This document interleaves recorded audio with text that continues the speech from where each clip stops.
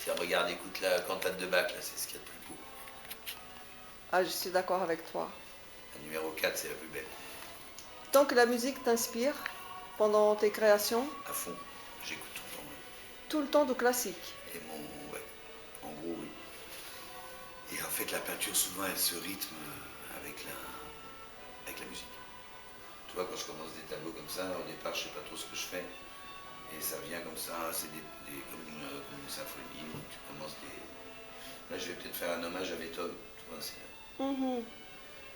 Et comment tu Avec, t'inspires? C'est-à-dire le départ je d'une m'inspire création. pas, ça n'existe pas l'inspiration.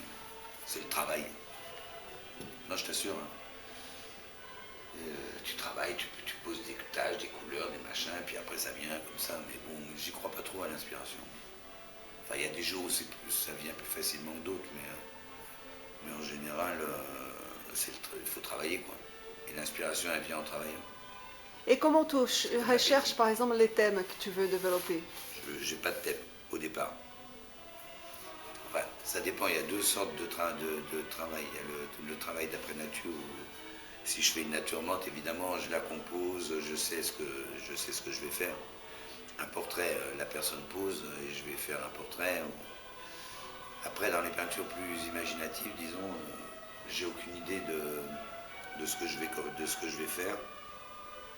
Et puis ça vient petit à petit, un peu comme faisaient les jeunes, si tu veux. Depuis les formes naissent des personnages, des trucs, et après ça se greffe à une actualité ou pas. Mais en général, il n'y a pas d'intention au départ. Il n'y a pas une intention de faire tel truc. C'est plutôt, ça vient comme ça. Donc voilà, D'accord, ou donc ça vient pas. c'est plutôt spontané, c'est plutôt quelque chose que tu ressens et tu démarres et ça prend forme petit à petit. Tu vois, Et... par exemple ici, ça commence comme ça. Je crois qu'il va y avoir des personnages, une perspective qui va s'installer. Et celui-là, ça a commencé comme ça. Je ne savais pas que j'allais faire. Alors c'est un peu greffé sur l'actualité parce que les histoires des migrants, tout ça, c'est un peu obsédant quand même. Il y a les gens qui s'écrasent, qui meurent sur les plages, c'est un peu terrifiant. Donc du coup, ça occupe ta tête et ça ressort naturellement quand tu commences à travailler. Donc voilà, là j'ai commencé tout à fait de façon abstraite et après il y a des voiles, des trucs qui sont arrivés. C'est un peu comme une sorte de radeau de la méduse contemporain. Exactement.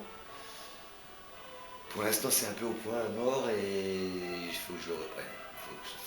Parce que parfois, tout d'un coup, tu es bloqué. Tu sais plus comment le continuer. Il faut attendre un peu, il faut l'oublier, puis il faut reprendre après. Quoi.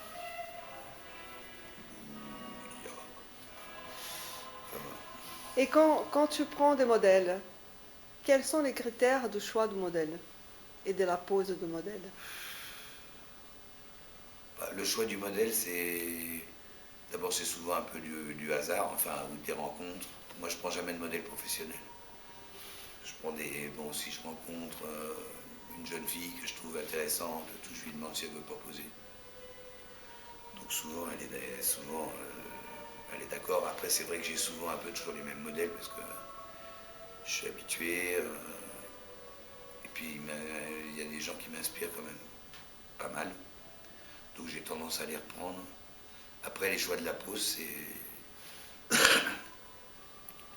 c'est quand tu fais bouger le modèle, tu l'installes, puis tout d'un coup, tu ressens un déclic, tu te dis, tiens, voilà, c'est ça que je veux faire. Mais au départ, je ne dis pas, je vais prendre un modèle pour faire tel tableau.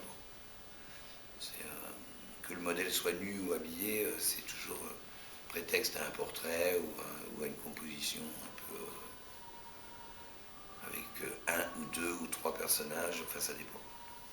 Et puis quand ils posent, je les fais bouger dans l'atelier, prendre de peau, puis tout. Puis à un moment, tu sens qu'il se passe un truc où tu dis, tiens, c'est ça que je veux faire.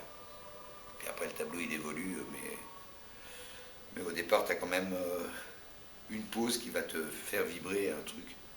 Et tu te dis, ben, le tableau, il est là, toi.